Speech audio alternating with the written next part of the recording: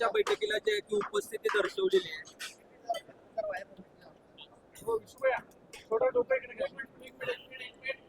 Okay ready का आयोग मामू आज भाजपच्या बैठकीला जी आहे ती आपण उपस्थिती दर्शवलेली आहे. नेमके काय राजकीय समीकरण बदलत आहे? आता निवडणूक लागलेली आहे आणि तुम्हाला पाठीमागे मी सांगितलेलं आहे की निवडणूक म्हटलं की वेगवेगळी समीकरणं होतात, वेगवेगळ्या पद्धतीनं ही निवडणूक ही या जिल्ह्याच्या म्हणजे सर्वांचं सहकार्य असणाऱ्या अशा उमेदवाराची आहे. राजाभाऊंना या ठिकाणी उमेदवारी मिळालेली आहे.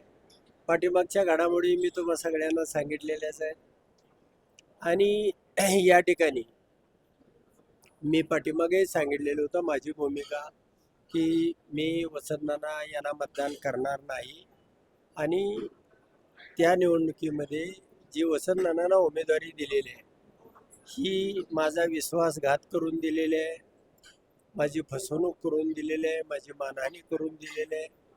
एकदा माझ्या मुलाची उमेदवारी ठरलेली असताना त्यांनी पुन्हा अशा पद्धतीनं गैरविश्वास दाखवून उमेदवारी त्या ठिकाणी अर्ज भरणं, पुन्हा माझीच उमेदवारी आहे म्हणून फायनल करणं आणि पुन्हा वसंतनानाचाच फॉर्म ठेवणं ही या पाठीमागेही अनेक ठिकाणी अनेक तालुक्यामध्ये राजकारण करत असताना अनेक ठिकाणी त्यांची अशाच पद्धतीची भूमिका राहिलेली आहे आणि त्यामुळे मी कंटाळून गेलो त्यांच्या अशा भूमिका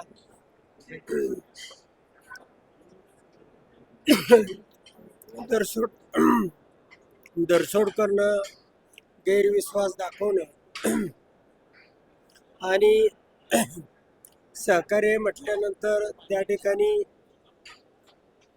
बरोबरीनं सर्वांनी चालणं. कारण हा जो काळ आहे महाविकास आघाडीचा तो अतिशय अडचणीचा काळ आहे आणि अशा काळामध्ये जे नेतृत्व करतात त्यांनी सर्वांना सामावून सर्वांना बरोबर घेऊन काम करायला पाहिजे. ती उंची असायला पाहिजे, ती या जिल्ह्यामध्ये मला दिसत नाही.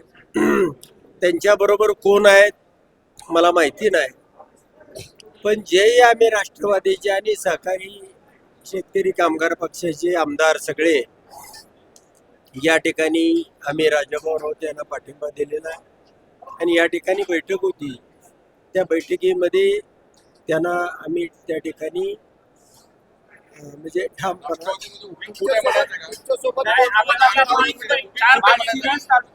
उत्तम तालुकर आणि मोहिते पाटील परत संघर्ष पाहायला मिळाला नाही. आता तो त्यांनी सुरू केलाय म्हणायला हरकत नाही, पण त्याची सुरुवात तर झालेली आहे की एखाद्या ह्याच्यामध्ये संकट काळामध्ये मी खासदार करताना तुम्ही सगळ्या मीडियानी जिल्ह्याने राज्यानं माझी भूमिका पाहिलेली आहे आणि अशा पद्धतीची भूमिका घेऊन आम्ही त्या ठिकाणी उतरलेलो असताना त्या निवडणुकीमध्ये पुन्हा मी आमदार होऊ नये म्हणून यांनी वेगवेगळ्या क्लुप्त्या केल्या, वेगवेगळ्या प्रकारचे डावपेच केले, अनेक प्रकारच्या त्या ठिकाणी तुम्हाला या मीडियामध्ये सांगता अगदी देवाभाऊपर्यंत सुद्धा जाऊन आले की यांचा जातीचा दाखला रद्द करा, असं करा तसं करा. पण अशा पद्धतीनं जास्त काळ म्हणजे मोहिते पाटील कुटुंबाबरोबर कुणी राहू शकत नाही असं माझं मत आहे. आत्ताच्या बैठकीला होता आपण असं म्हणाला की सोबत घेऊन जाण्याची भूमिका नेत्यांची दिसत नाही. मोहिते पाटील कुटुंबाची अशी ओळख होती की जिल्ह्यातल्या सगळ्या नेत्यांना सोबत घेऊन जाणारं कुटुंब म्हणून, पण आता पुढच्या पिढीने हे सगळं सोडलंय आणि एकाधिकारशाही सगळं आता सुरू असं पक्षात वाटतं राष्ट्र नाही. काय त्यांच्या कुटुंबामध्ये निर्णय कोण करतंय हे समजत नाही. निर्णय पुढच्या बाजूला खासदार करतात आणि तो निर्णय फिरवणारी मागे यंत्रणा आहे. हे प्रत्येक वेळेला राजकारण करत असताना प्रत्येक ठिकाणी न्याय द्यावा लागतो. त्या ठिकाणी निवडणुकीमध्ये व्यूहरचना करावी लागते, आघाड्या उघडाव्या लागतात. लढाईमध्ये कुणी कुठं लढायचं, कुणी कशा पद्धतीनं त्याची चढाई करायची, हे सगळं त्या ठिकाणी आपण ठरवलं तर त्या ठिकाणी बॅकबोन पाठीमागं पुन्हा वेगळ्याच घडामोडी होतात आणि प्रत्येक वेळेला ठरवलेला प्लॅन ठरवलेली त्या ठिकाणची व्यूहरचना ही उद्ध्वस्त केली जाते. त्यामुळं कुटुंबामध्ये जे निर्णय त्यांच्या एकत्रितपणाचा आहे त्याचा अभाव झालेला आहे. कुटुंबामध्ये अनेक केंद्रे आहेत निर्णय करण्याची, त्यामुळं निर्णय होत नाही आणि केलेला निर्णय हा पुन्हा बदलला जातो. अशा पद्धतीची सारखी वारंवार जानकर साहेब तुमच्यासोबत कुठले कुठले आमदार जे आहेत ते बैठकीला उपस्थित होते काय सांगा? नाही, जिल्ह्यातले सगळेच राष्ट्रवादीचे आमदार होते, बाबासाहेब देशमुख होते, आम्ही सगळेच होतो. आणि तीन चार आमदारांपैकी 3 आमदार तर होते तर राष्ट्रवादीचे तुमच्यावर उभी फूट खरे साहेब आता बघूया पुढं काय त्यांची चर्चा झाली साहेब, असेल. आपण महेश कराडची भूमिका घेतली होती पण आता पुढे महायुतीच्या उमेदवाराला मतदान करण्याचं आव्हान हा नक्कीच त्याला ते आता आमची भूमिका ही या माहितीच्या उमेदवाराला मतदान आणि विशेषतः राजाभाऊ राऊत हे माझे मित्र आहेत, त्यांना मदत करण्याची भूमिका माझी. साहेबचे निर्णय आहे पण तुमच्याच मुलाने त्यांच्या विरोधात उमेदवारी अर्ज भरला होता आणि तो परत माघार घेतला. नाही, म्हणून मी आतापर्यंत जे सांगितलं ते अशा पद्धतीनं उमेदवारी माझ्या मुलाची ठरवणं, पुन्हा त्यामध्ये बिघडवणं, गैरविश्वास दाखवणं, अविश्वास दाखवणं या सगळ्या घडामोडीचा परिणाम हा राजाभाऊ राऊत यांच्या उमेदवारीला पाठिंबा हा आहे. जानकर साहेब उद्या रोहितदादा पवारांचं आंदोलन आहे पंढरपूरमध्ये, तुम्ही त्या आंदोलनामध्ये सहभागी होणार आहात का? काय नक्की तुमची भूमिका आहे त्यांच्या भूमिकेवर? नाही, काय आंदोलन आहे अजून मला माहिती नाही, मी काय माहिती घेतलेली नाही आणि मला तसा अजून काही निरोपही आला नाही. समजा काय आंदोलन आहे समजून घेऊ आणि त्या पद्धतीनं त्या ठिकाणी काही भूमिका घ्यायची. शेतकऱ्यांना कर्जमाफी करावी यासाठी ते अन्नत्याग आंदोलन उद्यापासून सुरू करताय. हे मुदत अन्नत्याग आंदोलन त्यांचं असणार आहे. आपल्यापर्यंत काही निरोप आला नाही त्यांचा आणि निरोप आला तर आपण जाणार. नाही, निश्चितपणाने त्याचा विचार करू. काय आंदोलन आहे पहिल्यांदा समजून घे आणि त्यानंतर माझी भूमिका घे. उमेदवाराला पाठिंबा दिला म्हणून पक्षातर्फे कारवाई देखील होऊ शकते.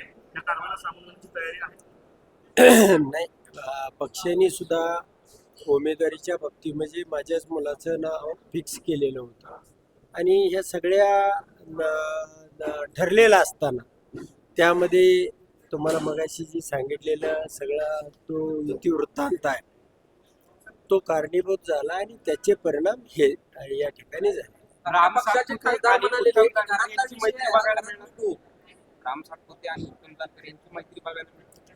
नाही, ते पुढं काळ ठरवेल काय असेल ते, पण या क्षणाची तरी राजाभाऊ राऊत यांच्या यांना पाठिंबा आमचा. तुम्ही म्हणताय की मोहिते पाटील घराण्यामध्ये मागं यंत्रणा एक काम करते, समोर खासदार निर्णय घेतात पण मागं यंत्रणा वेगळी काम करते. खासदार म्हणत होते की आमच्या घरातलं भांडण आहे, आम्ही घरात मिटून घेऊ. मागची यंत्रणा नेमकी कोण आहे? नाही, म्हणूनच अनेक सत्ता केंद्र आहेत आणि त्यामध्ये प्रत्येक वेळेला तसे खासदार त्यांची भूमिका बऱ्याच वेळेला रास्त राहते, पण त्यांचे निर्णय कुठलेच ठेवले जात नाहीत, बिघडवले जातात, फिरवले जातात आणि सातत्यानं या भूमिकेमुळं राजकारणामध्ये नुकसान होऊ लागलं, तालुक्यामध्ये नुकसान होऊ लागलं, जिल्ह्यामध्ये प्रचंड प्रमाणावरती नुकसान झालं. सगळ्या आमदारांनी वेगवेगळ्या भूमिका घेतल्या, हे यासाठी चांगली गोष्ट आहे. खासदार धैर्यशील मोहिते पाटील हे कुठेतरी एकाधिकारशाही वागतायत का? एकाधिकारशाही पक्षामध्ये असं म्हणायचं आपल्याला? नाही, एकाधिकारशाही असं मी म्हणणार नाही, पण त्यांचे निर्णय कुटुंबातले इतर लोक टिकू देत नाही. कुटुंबातलेच लोक नाही, पुढचं अजून पुढं बघू, आज तरी हे आहे, एवढंच घ्या.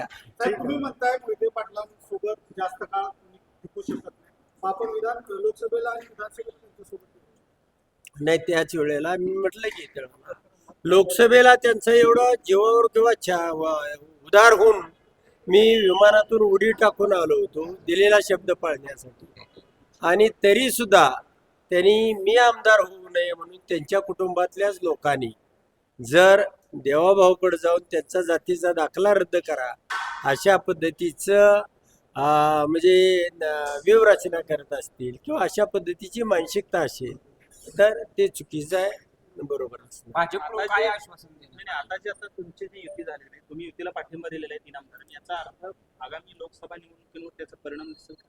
नाही, आगामी लोकसभा निवडणूक अजून 3 वर्षांना आहे, त्यावेळची परिस्थिती, त्यावेळचं वातावरण, त्यावेळेची भूमिका अशा अनेक बदलत राहतात, पण आता ही भूमिका आहे. धन्यवाद. खासदार साहेब म्हणाले,